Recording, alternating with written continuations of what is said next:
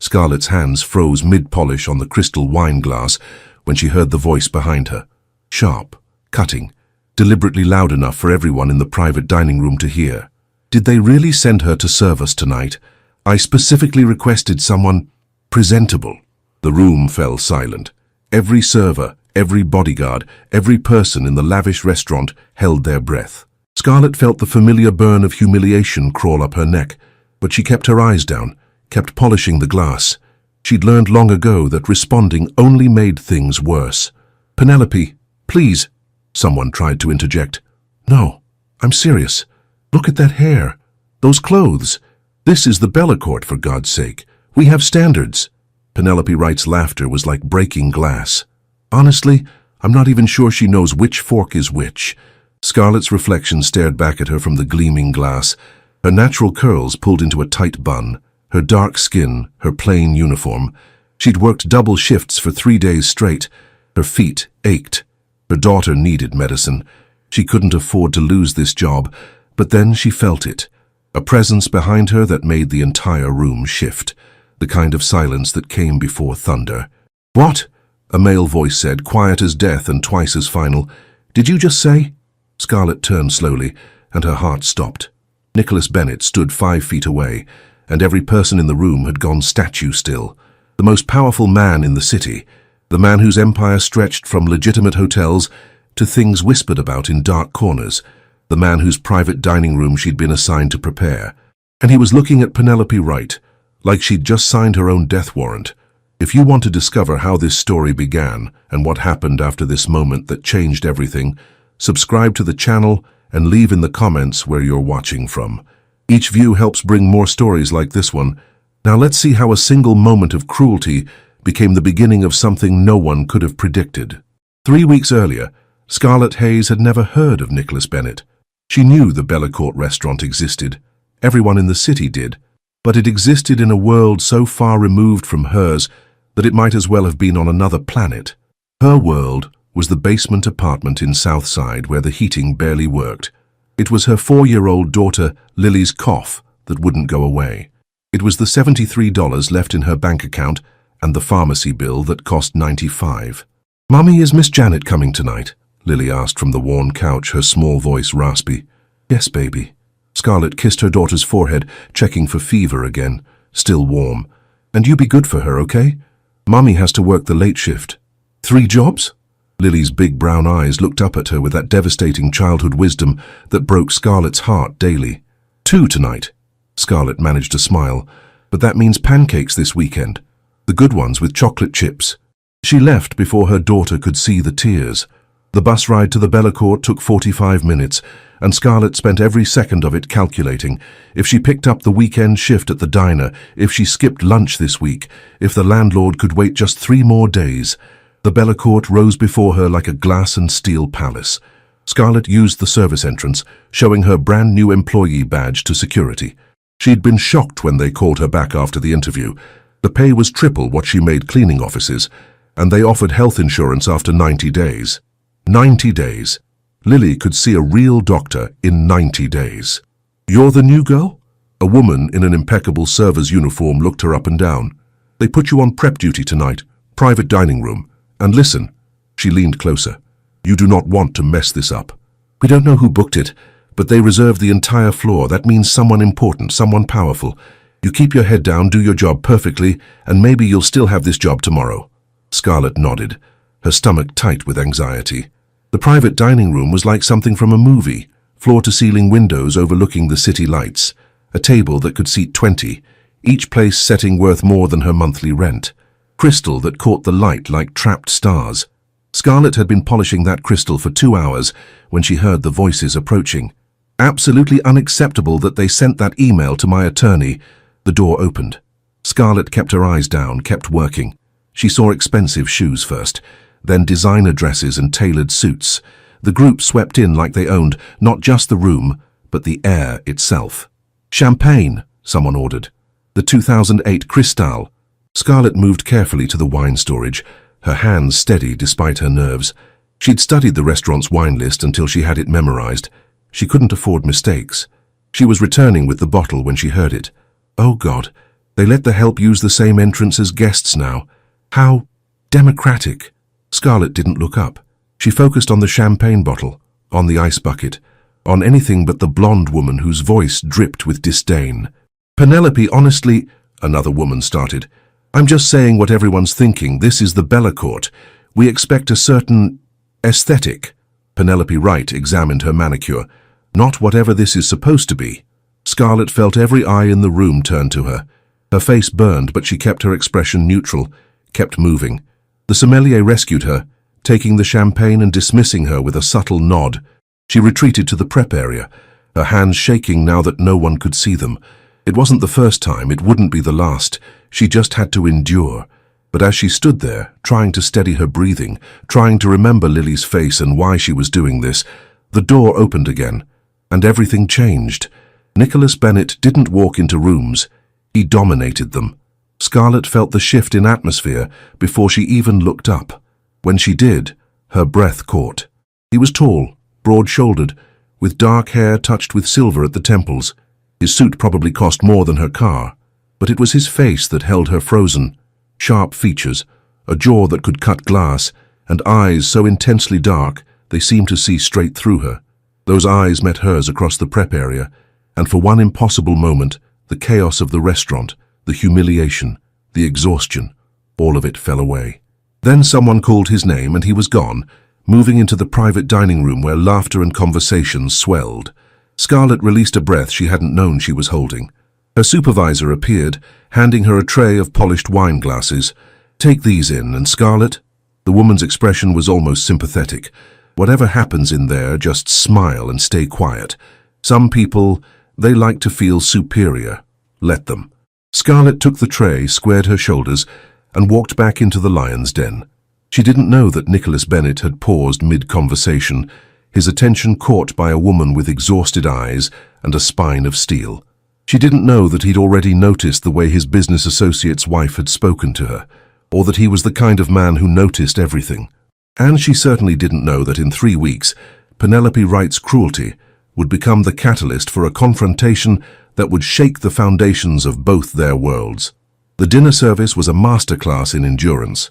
Scarlett moved between courses with practiced efficiency, her face a mask of professional courtesy, even as Penelope's comments continued like poison dripped in wine.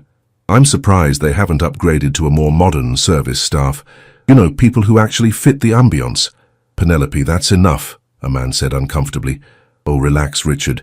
She can't even hear us. Can you, dear?" Penelope's smile was vicious. Scarlett could hear every word, but she'd learned to become invisible, to let insults slide off like water. She served the next course, collected empty plates, stayed silent.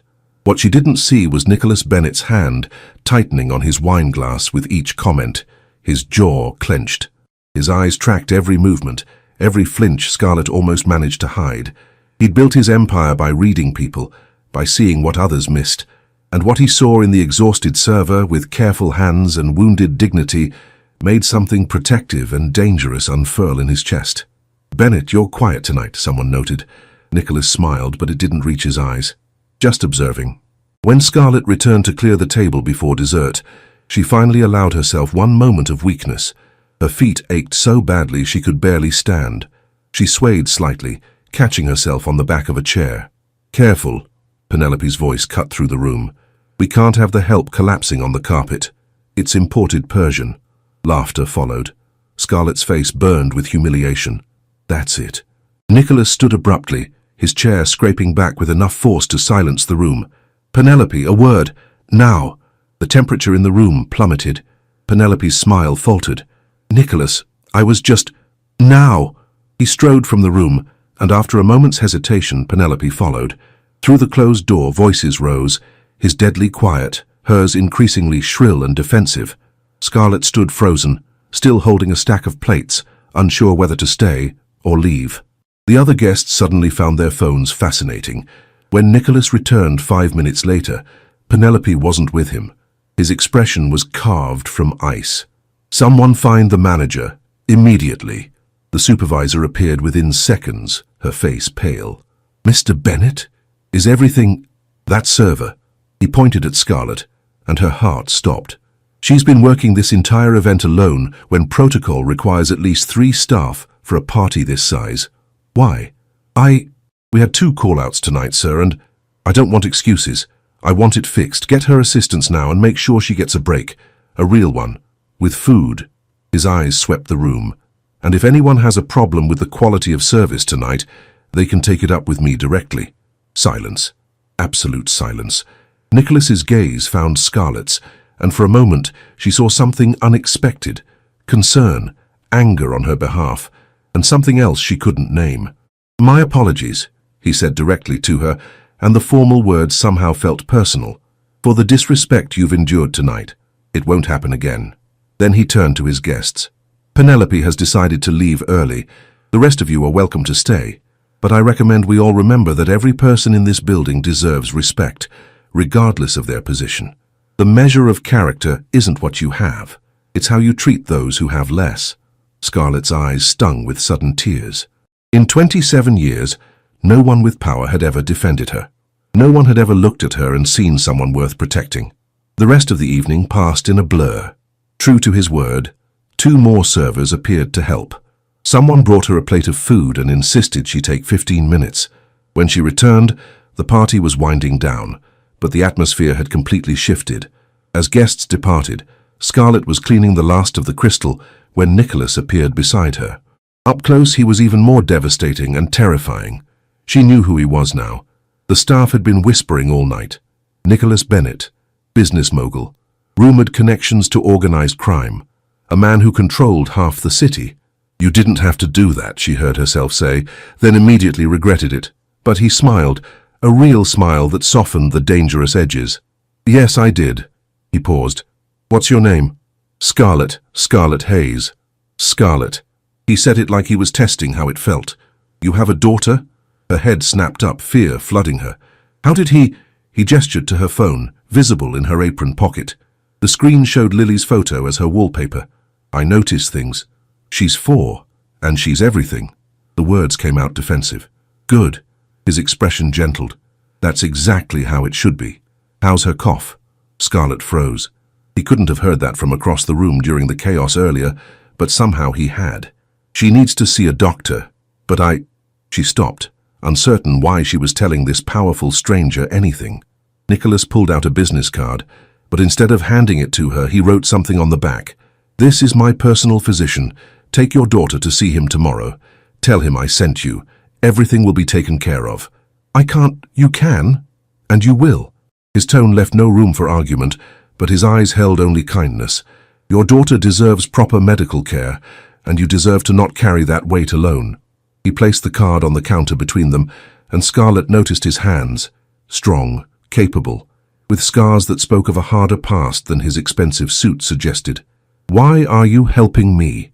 The question escaped before she could stop it. Nicholas was quiet for a moment, studying her with those impossibly dark eyes. "Because someone should. Because you work 3 jobs and still put your daughter's needs before your own. Because tonight you held your head high even when someone tried to tear you down." He leaned slightly closer, and Scarlett's breath caught.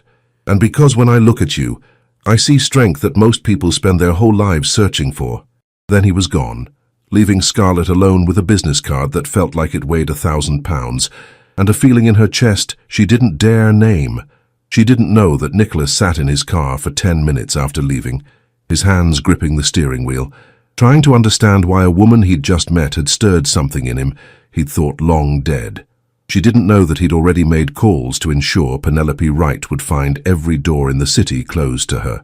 And she didn't know that the next morning, when she nervously took Lily to see Dr. Morrison, she'd find not just a physician waiting, but a man who'd already paid for every test, every treatment, every follow-up visit her daughter might ever need. But she'd find out soon enough. Dr. Morrison's office was nothing like the overcrowded clinic where Scarlett usually took Lily. Here there were toys in the waiting room, warm colors on the walls, and a receptionist who smiled like she meant it. "Scarlett Hayes?" The receptionist checked her list. "Yes, Mr. Bennett called ahead. Come right through." Lily's small hand tightened in hers. "Mummy, the doctor won't give me shots, will he?" "Maybe just one tiny one, baby. But he's going to help make that cough go away." Dr. Morrison was a kind-faced man in his 50s who spoke to Lily directly, not over her head, explaining everything before he did it. The examination was thorough, more thorough than any doctor had ever been with her daughter. After he pulled Scarlett aside, while Lily played with the office's toy medical kit. She has bronchitis, which we can treat effectively. I'm prescribing antibiotics and an inhaler. But Mrs. Hayes, Miss, Scarlett corrected automatically. Miss Hayes, your daughter is also underweight and showing signs of chronic stress. I want to see her back in 2 weeks, and I'd like to start her on some supplements. His expression was gentle but firm. And I need to ask, are you getting enough to eat? Scarlett's face heated. I'm fine. Lily always eats first. That's what I thought. He handed her several prescriptions and a folder thick with information. Nicholas has ensured that all of this is covered. That includes nutritionist consultations and whatever else your family needs. And before you argue, his eyes twinkled, he made it very clear that you would try to refuse, and that I was to tell you that your daughter's health is non-negotiable. Tears burned Scarlett's eyes. I don't understand why he's doing this. I've known Nicholas Bennett for 15 years. He's a complicated man who's built a complicated empire. Dr. Morrison's expression grew serious, but I've also seen him move heaven and earth for people he believes deserve better. Whatever his reasons, I can promise you they're genuine. Scarlett left with medications, appointment cards, and more questions than answers. The pharmacy bill that she'd been dreading? Already paid. The follow-up visits? Scheduled and covered. She tried to call the number on Nicholas's business card 3 times that day, but each time her courage failed. What would she even say? The answer came 2 days later, when she arrived at the Bellacour for her shift. Her supervisor pulled her aside immediately. Mr. Bennett wants to see you in his office now. Fear shot through her. Did I do something wrong? No, honey, just go. Top floor, executive suite. The elevator ride felt like flying. Scarlett had never been above the main restaurant levels. The executive floor was all dark wood, expensive art, and floor-to-ceiling windows with views that made her dizzy. A secretary, polished, professional, and surprisingly warm, led her to double doors. He's expecting you. Nicholas's office was enormous and intimidating. He stood by the windows, phone to his ear, speaking rapid Italian. When he saw her, he concluded the call immediately. Scarlett, thank you for coming. He gestured to a chair. Please, sit. She perched on the edge of a leather chair worth more than everything she owned. Mr. Bennett, I came to thank you for Lily. The doctor said, how is she? Better. The medication is already helping. Scarlett's hands twisted in her lap. But I can't accept all this, the bills, the appointments, it's too much. I'll pay you back, I just need time to... No. She blinked. No. You're not paying me back. Nicholas moved to sit across from her, close enough that she could see the silver threading through his dark hair, the tiny scar above his left eyebrow. Consider it handled. I don't accept charity. It's not charity. It's decency. His voice gentled. Scarlett, you work 3 jobs to support your daughter. You ride the bus 90 minutes each day because you can't afford a car. You skip meals so she can eat. That's not failure. That's heroism. And heroes deserve support, not more struggle. The tears came then, despite her best efforts. She tried to hide them, mortified to be crying in front of him, but suddenly Nicholas was there, kneeling beside her chair, offering a handkerchief that probably cost more than her week's salary. I'm sorry, she gasped. I'm not. You're tired. You're overwhelmed. And you're trying to be strong every second of every day. His hand covered hers, warm and solid. You don't have to be strong right now, Scarlett. Not here. She looked at him through tears, this powerful, dangerous man who held her hand like she was something precious instead of something broken. Why are you being so kind to me? Nicholas was quiet for a long moment. When he spoke, his voice was rough with emotion. My mother cleaned houses, 3 jobs just like you. She worked until her hands bled to keep food on our table. And when she got sick, no one helped. No one cared that she couldn't afford the medicine that might have saved her life. His jaw clenched. I was 16 when I lost her. Too young to help, too powerless to change anything. Scarlett's heart broke for the boy he'd been, seeing echoes of Lily's fear in his story. So when I see someone fighting the same battle, working themselves to exhaustion for a child they love, he met her eyes. I help, because no one helped her. And maybe in some small way, it balances the scales. I'm so sorry, Scarlett whispered. Don't be sorry, just let me help. His thumb brushed across her knuckles, and Scarlett felt the touch all the way to her soul. "And there's something else. I'd like to offer you a different position. My personal assistant just gave notice. She's moving to Seattle with her husband. The job pays 3 times what you make now, with full benefits starting immediately." Scarlett's breath caught. "I don't have experience with—" "You're organized, professional, and hard-working. Everything else can be taught." He smiled slightly. "Plus, I've seen you manage a dinner service alone that should have required 3 people. If you can handle that chaos, you can handle my schedule." "Why?" The question was barely a whisper. Nicholas's expression shifted to something she couldn't quite read. Intensity, yes, but also something vulnerable. "Because I want to see you again. Because every time I've tried to focus on work the past 3 days, I've thought about you instead. Because when you walked into that prep area looking exhausted and still somehow resilient, something in me recognized something in you." Scarlett's heart pounded. "Mr. Bennett." "Nicholas, please." "Nicholas." She breathed his name and watched his eyes darken. "I have a daughter, complicated life. I can't afford complications." "Then we'll keep it simple." But the way he looked at her was anything but simple. "Say yes to the job. Let me help you build something stable for Lily. Everything else—" He stood, putting careful distance between them. "We'll figure out as we go." Scarlett knew this was dangerous. Knew that men like Nicholas Bennett didn't offer jobs to women like her without expectations. Knew that the electricity between them was real and terrifying and could destroy her if she wasn't careful. But she also knew that Lily needed medicine, that their apartment was freezing, that she was so tired her bones ached. "Yes," she whispered. Nicholas's smile was like sunrise. "Good. You start Monday, 9 o'clock. Wear whatever you're comfortable in. We'll handle professional wardrobe later." He returned to his desk, pulling out paperwork. "And Scarlett, your first task as my assistant will be accompanying me to a charity gala next week. It's a major fundraiser, and I need someone who understands what it's like to struggle to help me evaluate which organizations actually make a difference." "A gala?" Panic flared. "I don't have—" "Already handled.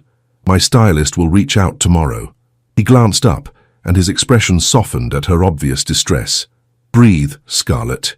It's just an event. You've survived much worse than a room full of rich people trying to feel important." She laughed despite herself, surprised that he could make her feel lighter even in the middle of her panic. As she left his office, contract in hand and mind reeling, Scarlett didn't see Nicholas watching her go with an expression that would have terrified his enemies. Possession, protection, and something dangerously close to obsession. She didn't know that he'd already run a background check, not to find dirt, but to understand what threats might exist in her life. She didn't know that he'd identified Lily's father, a man who'd abandoned them, and had quietly ensured that if he ever tried to return, he'd find nothing but obstacles. And she definitely didn't know that Penelope Wright had just discovered every country club, every restaurant, every social circle she'd once commanded, had suddenly, mysteriously, closed their doors to her. But Scarlett would find out soon, because in 2 weeks, at a charity gala filled with New York's elite, Penelope would make one final devastating mistake, and this time, Nicholas Bennett's reaction would be nuclear. The next 2 weeks passed like a fever dream. Scarlett's new position as Nicholas's personal assistant was everything he'd promised, demanding but manageable, professional but warm. She learned his schedule, his preferences, the way he liked his coffee. Black, 2 sugars, despite insisting he took it straight. She also learned that he was nothing like the cold businessman she'd expected. He remembered the names of janitors and CEOs with equal importance. He donated anonymously to causes that mattered. And every evening, without fail, he asked about Lily. "How's she feeling today? Did the new inhaler help? Send me photos sometime. I'd like to see that smile you're always describing." It was dangerous how easily he'd integrated himself into their lives. More dangerous still was how much Scarlett had started to look forward to their morning meetings, the brush of his hand when he passed her documents, the way he looked at her like she was the most fascinating person in the room. "Doctor." Morrison's follow-up confirmed what Scarlett already knew. Lily was thriving. Color in her cheeks, energy returning, no more waking up to her daughter's coughing fits at 3 a.m. "Whatever you're doing, keep doing it," Dr. Morrison said with a knowing smile. What Scarlett was doing was working one job instead of 3, eating regular meals, living in a heated apartment because Nicholas had quietly arranged for her building's heating system to be repaired at no cost to tenants. She was also falling, slowly, terrifyingly, for a man she had no business wanting. The charity gala arrived like a storm on the horizon. Nicholas's stylist transformed Scarlett's tiny apartment into a boutique, bringing dresses that cost more than her old car. "Mr. Bennett said midnight blue," the stylist announced, pulling out a gown that made Scarlett's breath catch. "He said it would match your eyes." And he was right. The dress fit like it had been made for her body, because it had. Scarlett stared at her reflection. Elegant, sophisticated, unrecognizable as the exhausted server who'd polished wine glasses 3 weeks ago. "You look like a princess." Lily clapped from her position on the couch, surrounded by her new books and toys, gifts from Nicholas that appeared regularly despite Scarlett's protests. "Just for one night, baby." Scarlett knelt carefully in the expensive dress.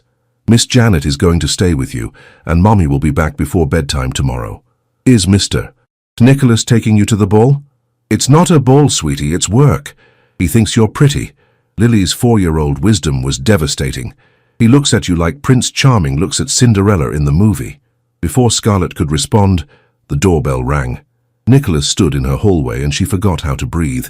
He wore a tuxedo that should have been illegal, his dark hair perfectly styled, his jaw freshly shaved. But it was his expression when he saw her that made her knees weak, stunned, hungry, reverent. "Scarlett," her name was a prayer, "you're breathtaking. You clean up pretty nice yourself." She tried for humor to cover her nerves. "Mr. Nicholas," Lily bounded over, "you're really taking Mommy to the ball." He knelt, bringing himself to Lily's eye level with the ease of someone comfortable with children. "I am, and I promise to take very good care of her." "Will there be dancing?" "Probably. You have to dance with Mommy then. That's what princes do." Nicholas's eyes met Scarlett's over Lily's head, and something passed between them, acknowledgement of the impossibility, the danger, the want. "Then I'll make sure to ask her, if she says yes." The gala was held at the Plaza Hotel, and Scarlett felt like she'd stepped into another world. Crystal chandeliers, champagne fountains, designer gowns worth more than houses. Nicholas kept his hand on the small of her back, guiding her through crowds, introducing her not as his assistant but simply as Scarlett Hayes, the smartest person in my company. She met CEOs, philanthropists, politicians. Nicholas stayed close, reading her discomfort instantly and extracting them from conversations that made her uncomfortable. "You didn't tell me you were this protective," she murmured during a quiet moment. "You didn't tell me you could make that dress look like it was designed specifically to destroy my self-control," he countered, his voice rough. Heat flooded her cheeks. "Nicholas." "There you are, darling." A familiar voice cut through the crowd like a knife. Penelope Wright materialized before them in a red dress and a malicious smile. 2 weeks of social exile had sharpened her cruelty. "I've been looking everywhere for you, Nicholas. We need to discuss the Metropolitan Board meeting." Her eyes landed on Scarlett, and her expression curdled. "Oh, you brought the help. How progressive of you." Nicholas's entire body went rigid. "Penelope, you need to leave. This is a public event, darling. I have just as much right to be here as your little charity case." "Her name," Nicholas said, his voice dropping to a lethal quiet that made nearby conversations falter, "is Scarlett Hayes. And you will address her with respect or you won't address her at all." Penelope laughed high and harsh. "Respect? For her? Nicholas, really? Just because you've got some savior complex about the working class doesn't mean the rest of us have to pretend." "Pretend what?" He took a step forward, and Penelope actually backed up. "Pretend that she's not worth 10 of you? Pretend that she doesn't work harder in one day than you have in your entire life? Pretend that I don't see exactly what you are, small, cruel, and desperate to make others feel inferior because you're terrified of your own inadequacy?" The entire ballroom had gone silent. Phones appeared, discreet but present. This would be recorded, shared, everywhere. "You can't speak to me like—" "I just did." Nicholas's voice carried through the space like judgment. "And since you've made it clear you can't behave with basic human decency, let me make something else clear. Scarlett Hayes has more grace, more strength, and more genuine class in her little finger than you have in your entire body. She's brilliant, hard-working, and kind. Everything you pretend to be but will never actually achieve." Penelope's face turned scarlet. "This is absurd. All this over some maid who Who saved my life? The words dropped like bombs. Scarlett's head snapped toward Nicholas, shock written across her face. They'd never discussed anything like that. What was he doing? But Nicholas's eyes held hers, and she saw the truth. He wasn't lying. Maybe not literally, but emotionally, fundamentally. He meant every word. She reminded me, he continued, his voice softening despite the crowd. What matters? What's real? And if you can't see that, if you can't recognize that the measure of a person has nothing to do with their bank account and everything to do with their character, then you're not welcome in any space I control. He turned to Scarlett, his hand finding hers. Dance with me. Nicholas, everyone's watching. Let them watch. He pulled her onto the dance floor as a waltz began, his arms sliding around her waist, holding her close. I'm sorry. I know I said we'd keep things professional, but I won't let anyone speak to you like that again. Scarlett's head spun. They were dancing in front of hundreds of people. Cameras were recording. Tomorrow, this would be everywhere. You just destroyed her socially. I know. You called me brilliant in front of the entire city elite. You are brilliant. Nicholas! She looked up at him, seeing the absolute certainty in his dark eyes. What are we doing? His hand tightened on her waist. I don't know, but I know I can't stay away from you. I know that when I wake up, you're my first thought. I know that Lily's laugh has become my favorite sound, even though I've only heard it through your phone. I know that... I'm terrified, Scarlett interrupted, her voice breaking. I'm terrified of how much I want this, want you, because people like you don't end up with people like me. Not really, not in ways that last. Then let me prove you wrong. He pulled her closer, their bodies moving in perfect sync. Let me show you that what I feel isn't about your background or my position. It's about you, your strength, your heart, the way you make me believe in something better than the darkness I've built my empire in. I have a daughter, she whispered. Baggage, complications. You have a beautiful child who deserves a father figure who will protect her the way I'd die to protect you. His jaw clenched. Scarlett, I'm not a good man. I've done things that would horrify you, but with you I want to be better. For you and for Lily, I'd burn down everything I've built and start over. The song ended. The ballroom erupted in whispers and stares. Somewhere, Penelope Wright was leaving in tears and fury, and Scarlett Hayes made a choice that would change everything. She kissed him. Right there, in front of everyone, she rose on her toes and pressed her lips to his. It was soft, brief, terrifying, and perfect. When she pulled back, Nicholas's eyes were dark with promise and possession. You just changed everything, he murmured against her lips. I know, Scarlett breathed. I'm still terrified. Good. So am I. He smiled, and it was beautiful and dangerous. Come on, let's get out of here. I want to meet Lily properly, and I want to start showing you what forever looks like. They left the gala hand in hand, phones tracking their exit, society pages already writing headlines. Penelope Wright's reign officially ended, and neither of them saw the man in the shadows, watching with calculating eyes. A man who knew exactly who Nicholas Bennett was, who Scarlett Hayes had become to him, and how to use that weakness to destroy them both. But that threat was still forming, still distant. For now there was only Nicholas helping Scarlett into his car, his hand lingering on hers. There was only the drive back to her apartment, filled with comfortable silence and stolen glances. There was only Lily's delighted squeal when they walked in together, and Nicholas's gentle laughter as the 4-year-old insisted he read her a bedtime story. Hannah Scarlett watched this powerful, dangerous man sitting on her daughter's bed, reading about princess warriors with perfect dramatic flair while Lily giggled. She felt something click into place. Fear, yes, but also hope, also possibility, also love. The threat came 3 days later in the form of a manila envelope delivered to Nicholas's office. Scarlett was reviewing his calendar when his entire body went rigid, his face draining of color as he read. Nicholas? She stood immediately. What's wrong? He looked up and she saw something she'd never seen before. Fear. Raw, visceral fear. Photos. Of you and Lily, outside her preschool, at the grocery store. His voice was deadly calm in that way that meant he was barely controlling rage. And a message. Your weakness has been identified. Scarlett's blood turned to ice. Who? Konstantin Volkov, a rival who's been trying to take over my territory for years. Nicholas stood, already pulling out his phone. He's threatening you to get to me. The world tilted. This was real. The danger she'd known existed theoretically was now photographing her daughter. We need to call the police. The police can't touch him, but I can. Nicholas moved to her, his hands framing her face. Listen to me. I'm going to protect you both. I have men already moving into position around your building, around Lily's school. But Scarlett, his jaw clenched, you and Lily need to come stay at my estate. It's the only place I can guarantee your safety. We can't just move into your house. Yes, you can, you will. His eyes blazed. Because if something happens to either of you because of me, I won't survive it. Do you understand? I need you safe. I need her safe. Please, Scarlett, trust me. She saw it then. The truth she'd been dancing around. Nicholas Bennett wasn't falling for her. He'd already fallen. Completely. Irrevocably. Just like she had.